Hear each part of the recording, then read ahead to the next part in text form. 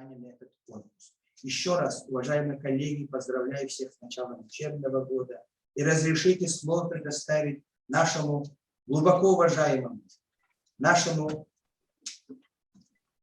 учредителю, создавшему сеть, создавшему наши школы, первому президенту Республики Саха-Якутия Михаилу Ефимовичу Николаеву.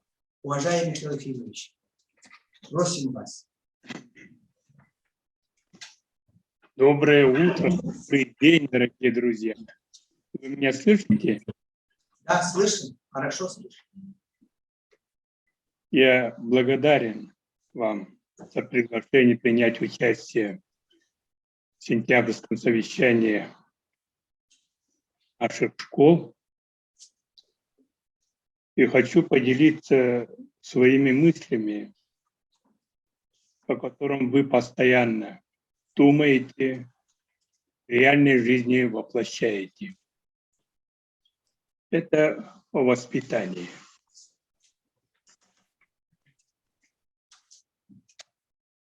В основном законе об образовании первой статьей записано следующим образом. Образование –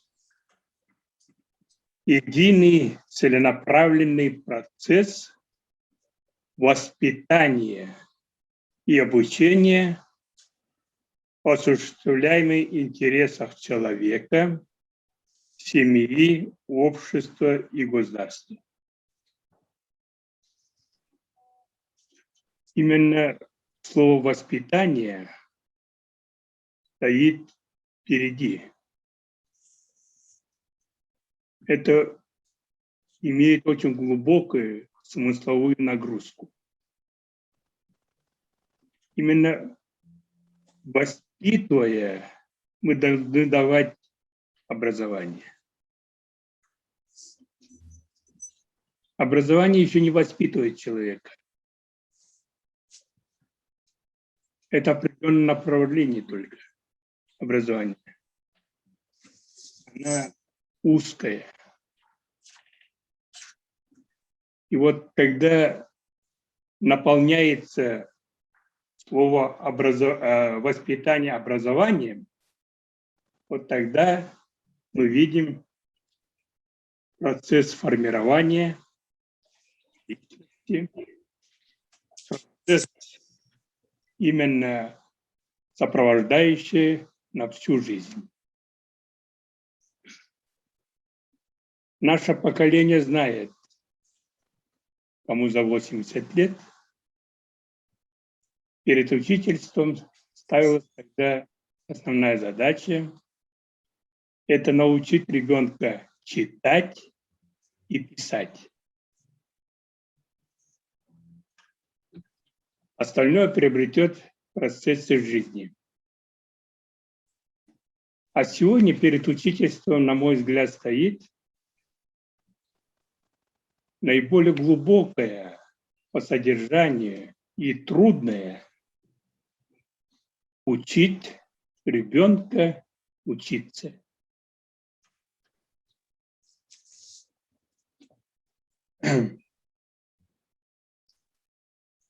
Вот когда Исаака Ньютона спросили о блестящих результатах его опытов и открытии новых законов природы, в чем загадка, сэр Ньютон? Спрашивали его. Он сказал: я стою на крепких плечах моих предшественников. Имел в виду Коперника, Галилея и других знаковых людей того времени, которые в этом направлении работали, и он, обогащаясь ихними знаниями, результатами, добивался великолепных результатов. Я об этом сегодня не случайно напомнил вам об этом. Так?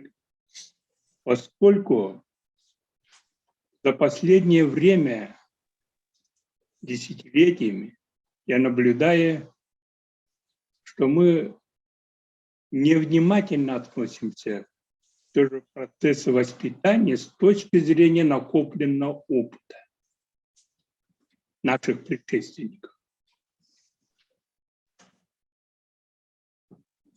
Я постоянно говорю об этом, потому что зная то, что еще никто не создавал великолепные произведения на основе опыта своей многолетней работы Василия Александровича Сухомлинского,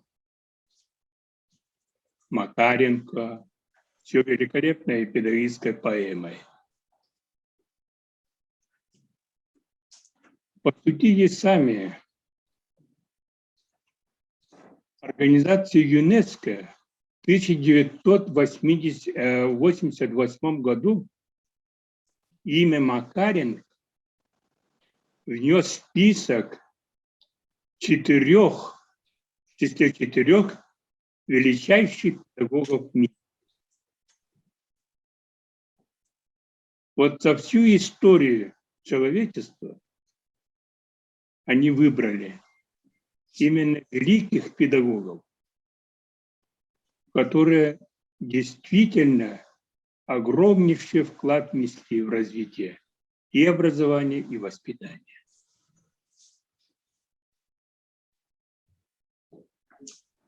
Будучи секретарем райкома партии Верхневилюйского района, я в свое время, это было 1974 год, отправлял учителей Верхневилюйской, учителей, директоров Верхневилюйской школ в Павловскую среднюю школу, где работал, творил, создавал Василий Александрович Сухомлинский. К сожалению, в это время его живых не было. После этого мы пригласили из родственников, а его брат был, он тоже в этой школе вместе с братом Василием Александровичем работал, он историк сам. Он приехал, и вот мы долго с учительским активом ездили по школам сельским нашим. В этой поездке участвовал Михаил Андреевич. Вот. Это вырисовывалась довольно-таки сильная система воспитания по опыту. Павловской средней школы. Я все же настойчиво просил бы в разной форме его произведения. Это «Сердце отдаю детям», «Формирование гражданина», «Становление гражданина», «Письмо сыну», вот трилогия. В основном они направлены на воспитание ребенка. Ознакомиться, восстановить память и что-то рациональное, нужное в контексте современного видения воспитания, вот, выработать. Исходя, я еще раз повторяю, из своего опыта, своей традиции, своего менталитета.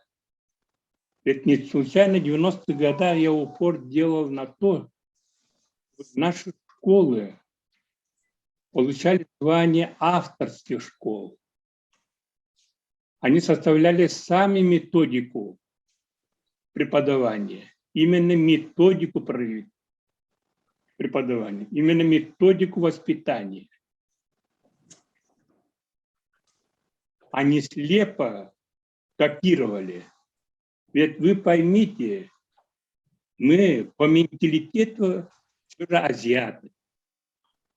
по образованию европейские, у нас европейское.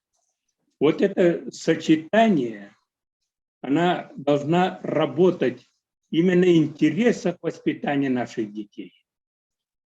Ее надо очень бережно использовать. А то все забывается, все забывается. Каждый раз реформа, каждый раз внедрение стандартов и так далее. Поэтому вы оберегайтесь от этого, остерегайтесь от этого. Потому что процесс формирования очень сложный процесс. Почему до сегодняшнего дня живет в стране Макаренское это движение? Потому что она актуальна сегодня. И к большому сожалению, принципы работы, формирования детей, выработанные Макаренко, переходят к бизнесу.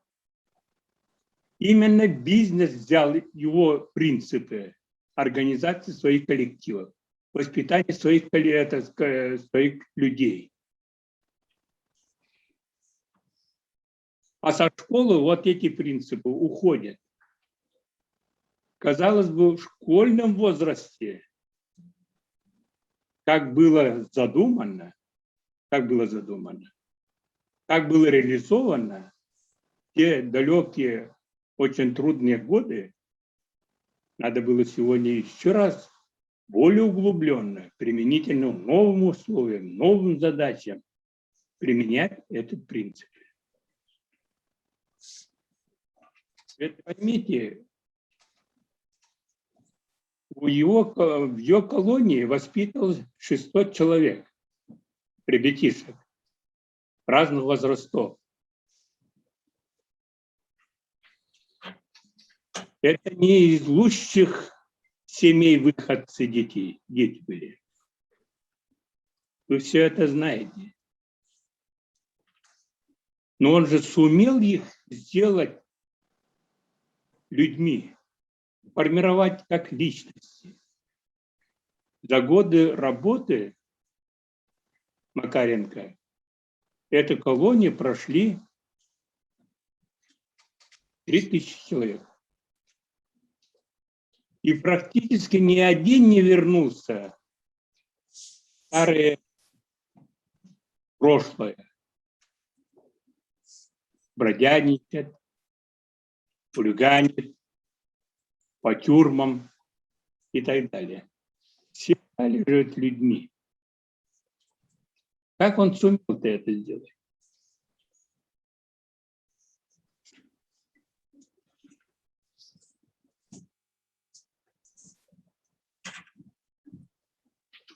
Вот поэтому продолжает вот закон, о котором я говорил, там написано: воспитание, деятельность направлена на развитие личности на основе духовных ценностей, принятых в обществе, духовно-нравственных ценностей. Мы очень мало говорим о духовно-нравственных ценностях. У нас какое-то отвлеченное понятие в этих вопросах. Отвлеченное понятие.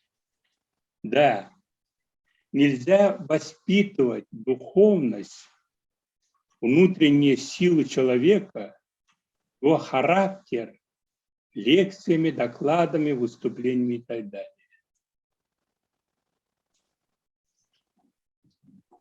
Вот здесь мы подходим к основной фигуре в школе — учителю.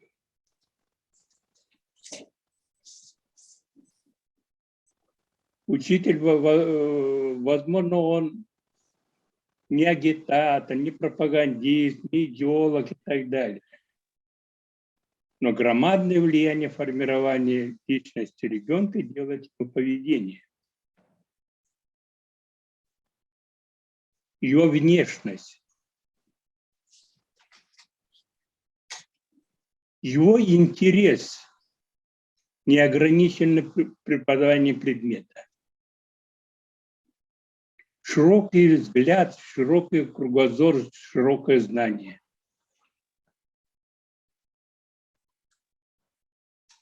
Случайно же ведь говорят, какой интересный человек. Есть такое выражение в обиходе? Есть. В результате чего? В результате общения. В результате общения возникает вот это выражение. Поэтому не случайно, прежде чем изменить мир, все говорят, мы должны измениться сами. Вот почему в России за последние годы широкопланно, масштабно создаются различные направления. Будь это агентство стратегических инициатив, различные, понимаете, мозговые атаки, точки роста и так далее и тому прочее.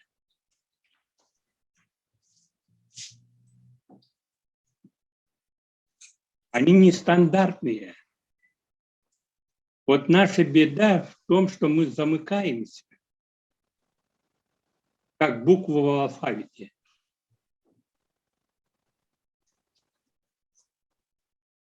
Нельзя допускать этого.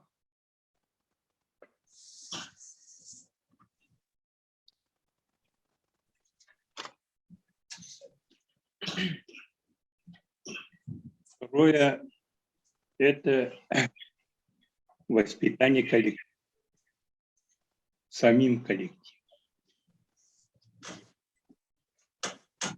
У нас неплохие были времена, когда школьное самоуправление развивалось, неплохие результаты добивались. Но она должна постоянно развиваться, постоянно совершенствоваться. Различные разновозрастные группы создавались. Вот. В детском самоуправлении, конечно, необходимо некоторые элементы прошлых лет надо взять и дать.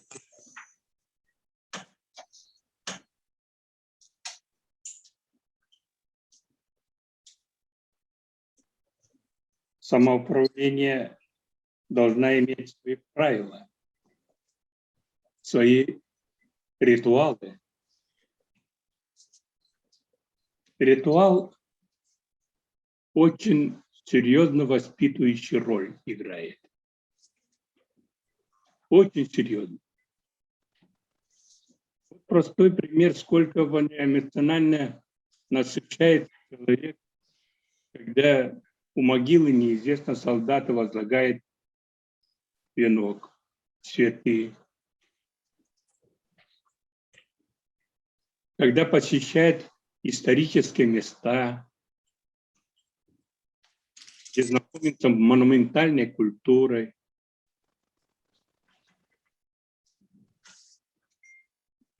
Различными направлениями тех или иных событий.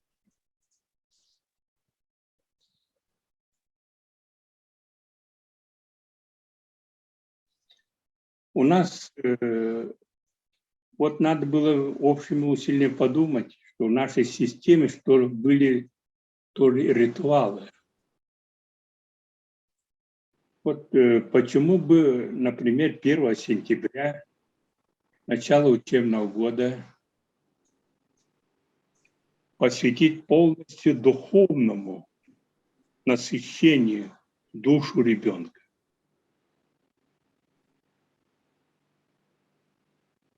Вместе с звонком школьным, этот день послушать благословение, посетить провести концерты,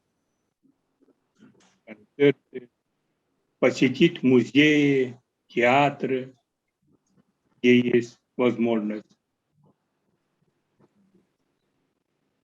То есть ребенка насытить, как говорится, разбудить те точки, где формируется, возникает, понимаете, рефлексы духовности. Эта духовность же великая сила. Она не видна, она внутренняя, внутри человека. Это его характер, это его воля, это его преданность, патриотизм и так далее. Все это вместе взято, это духовность человека, его поведение. Меньше нотации 1 сентября. А то все на путь, все ораторствуют. Все, говорим, ребенок понимает или не понимает.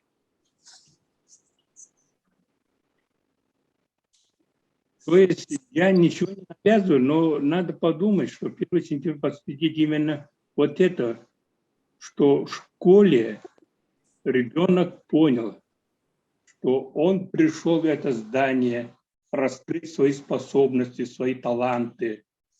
И какое прекрасное открывается перед ним. Видим, слушая хлебни, слушая великолепную музыку и так далее.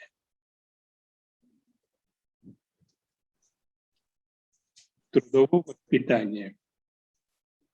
В нашем понимании, это работа в сельском хозяйстве. Почему на селе как грибы от дождя выросли агрошколы? Ведь окружающая среда на селе – это сельское, это усадебное хозяйство. У каждой той или иной формы все же имеется виды сельскохозяйственного производства. Ребенок с малых лет общается.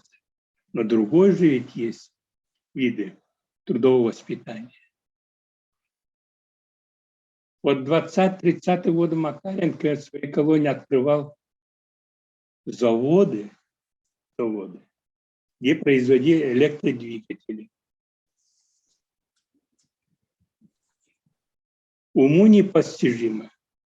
В то время они собирали фотоаппарат Leica.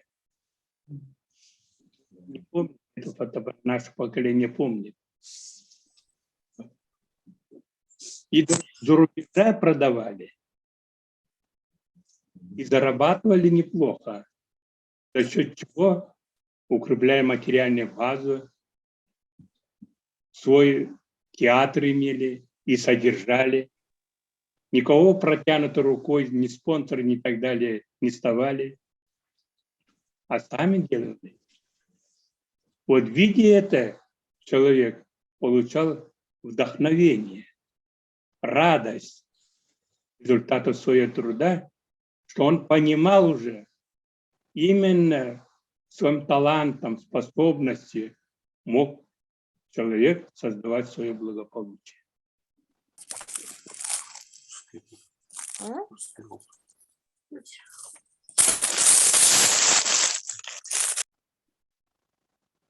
Эстетика. Наши классы, наша школа, ее территория эстетически должна красиво смотреться. И вот сегодня очень хорошо, что у нас развивается ландшафтный дизайн. Ландшафтный дизайн. Не обязательно профессионалов с мировым именем людей приглашать. А ребята проводили бы конкурсы сами, как они видят свою территорию, свой класс и так далее, свою школу в целом. И на своего, конечно, под руководством более знающих людей, делали бы. И так далее, и так далее. Эстетика огромное влияние имеет в воспитании, формировании личности. Я в свое время, быть президентом, издал специальный указ использования патриотических песен в воспитании молодежи всех времен. Ведь, наверное, Россия самая поющая в массовом плане страна. Именно великолепные песни создавались в самые трудные годы. Смотрите, вставая, страна огромная. С первых слов вот эти слова как молотком били человека. Вставая, страна огромная. Каких только песен патриотических не создавали. К сожалению, якутские песенники, мелодисты, поэты мало создают патриотических песен. Но научить надо ребят. Песня – это великое дело. Поэтому вот такие моменты надо, безусловно, систематизировать, так, не урывком, не островками, а именно создать систему, направленную именно на воспитание человека. В результате, я не ошибусь, скажу, что качество знаний людей, ребят, падает.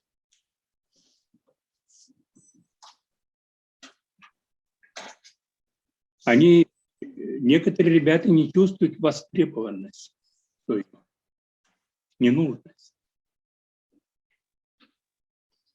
Поступаемость в высшее учебное заведение падает в республике.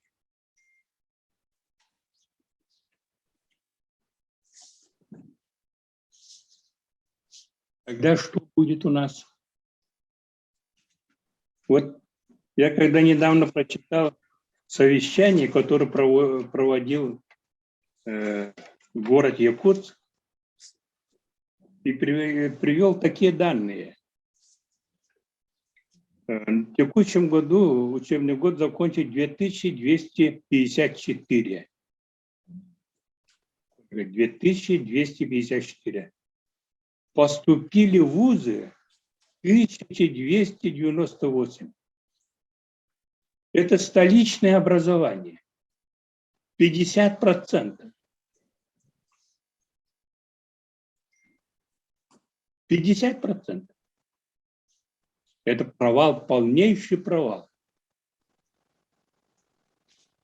Когда глава республики ставит задачи, что мы к 2025 году должны войти в числе 15 ведущих школ России по образованию, по качеству знания, на 15, в числе 15 ведущих субъектов. Сегодня в каком месте находимся, он говорил? В 45-м месте. В 45-м месте в России по качеству знаний.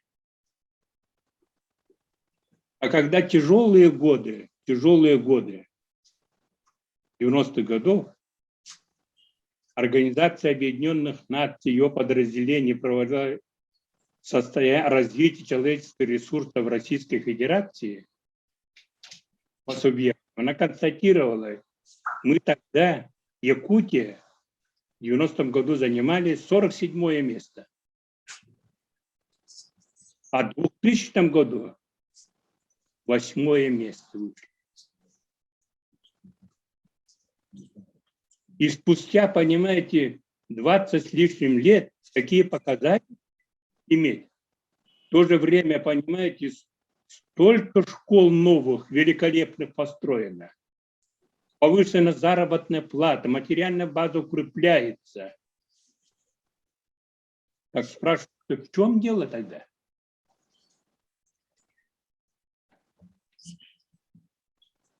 И вот поэтому я прошу, мы должны доказать всей республики. Это не так. Мы имеем возможность. Как воспитывать, как формировать, как обучать. И самое главное, как проверить наши результаты работы. Я думаю, мы сами должны тоже выработать критерии. Я предложил бы 4 критерия, которые мы будем оценивать. Качество знаний – это по результатам, безусловно, аттестатов зрелости, оценкой количества медалистов. Второй критерий – поступаемость. Престижные вузы России, наших выпускников. Третье – как они устроились после окончания вузов. Как они устроились. Или продавцами, парикмахерами устроились, или в престижных компаниях работают. Это 2 разные вещи, потому что прием на работу на конкурсной основе всегда идет. А конкурс побеждает сильнейший. Так ли? И 4 – меценатство нашего выпускника Альма-Матер в своей школе. Вы подумайте так, посоветуйтесь, потом попозже мы тоже перед собой критерии контроля нашей работы должны тоже, в принципе, подобрать.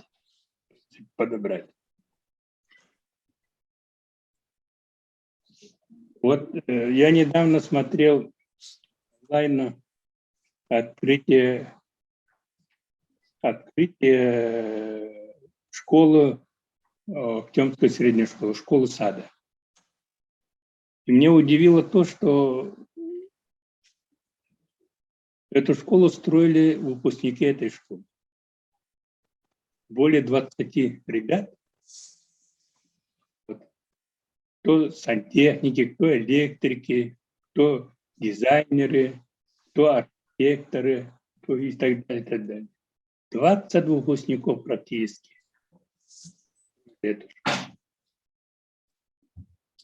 Я не посещал, не видел, но все говорят, это довольно современная школа.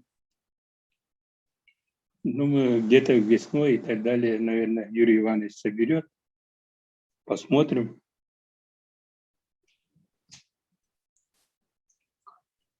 Вот результат нашей работы. Выпускники строят школу для своего села, где они окончили эту школу. Но это, конечно, массового размаха не получит, но это характерная черта должна быть в будущем. Во всех работах, во всех отраслях были заняты, но они не забывали свою альма-матер, свою школу, свой первый шаг в большой жизни.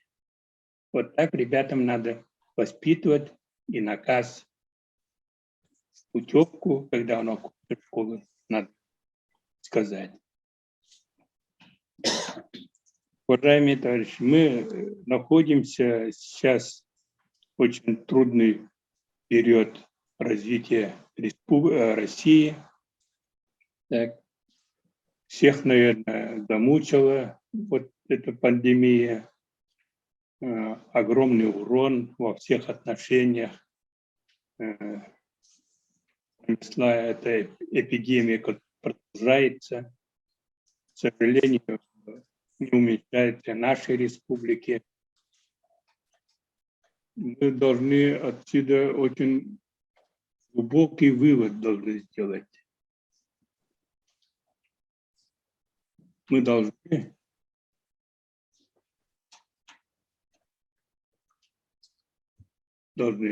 вместе с этой эпидемией. Она не уйдет не скоро. Вот те требования, которые что мы личной гигиеной следили, очень серьезной личной гигиеной, защитные меры принимали. Это не периодичность должна быть, это уже образ жизни входит. Образ жизни. Мы должны привыкать уже, приспосабливаться. Мы всегда удивлялись, когда Япония, китайцы и так далее постоянно в масках ходили. Как это так можно? Удивлялись. Мы не гарантированы от других эпидемий. Не гарантированы. Поэтому ребят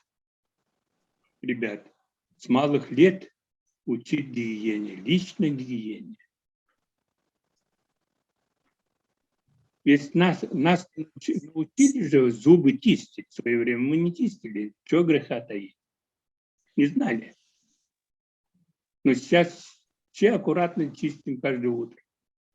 Свыкли. Вошло, понимаете, не то что требование, а потребность уже. Мыться и так далее и тому прочее. Поэтому непростое время, и она затяжная будет. Вы взрослые люди, вы понимаете, вот, и международная обстановка неблагоприятная. Вот. Все же ребятам той или иной форме обеспокоенность общества надо довести.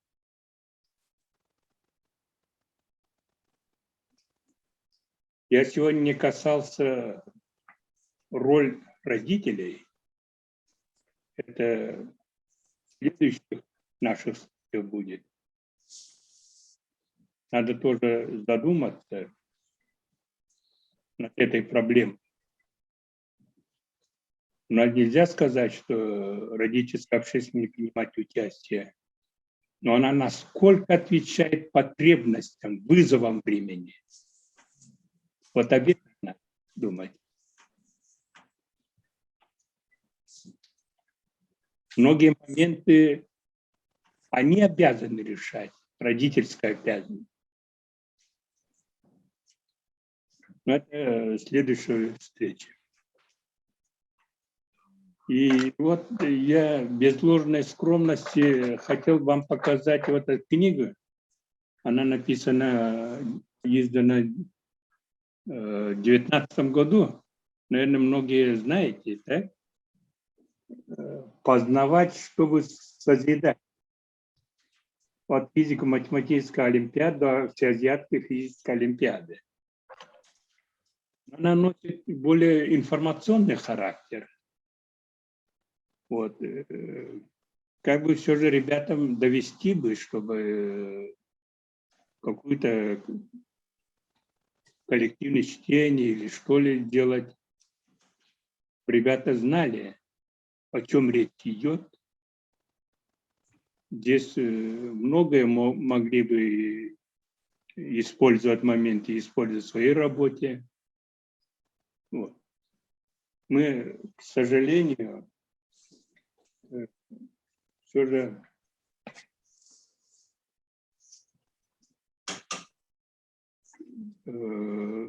очень быстро забываемся. И каждый хочет все новое и новое создавать. Новое создавать надо, опираясь на прошлое, опираясь. Вот я начал свое выступление ответа Ньютона, И заканчиваю этой же мыслью. Не забывайте предшественников. Как в вашей школе работали те или иные люди? Какие? Я очень сожалею, что о Михаиле Андреевиче и его методике практически ни один институт, ни университет ничего толкового не писал. Ничего нового. Писатели писали художественным словом, театр показал то же самое. А вот нас интересует человек с точки зрения его методики формирования сельских ребят. Сельских ребят. Я постоянно твержу, наши корни на селе. Наши корни.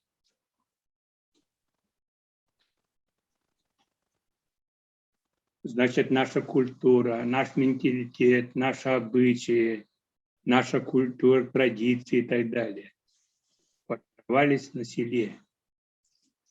Если на селе не будет ничего, то все забудется, и потом забудут, как нация нас. И мы сами забудем.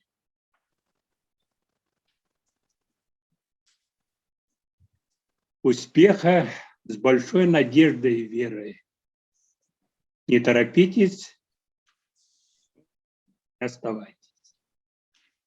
Всех благ вам, удачи. Спасибо. Спасибо большое, уважаемый Михаил Васильевич.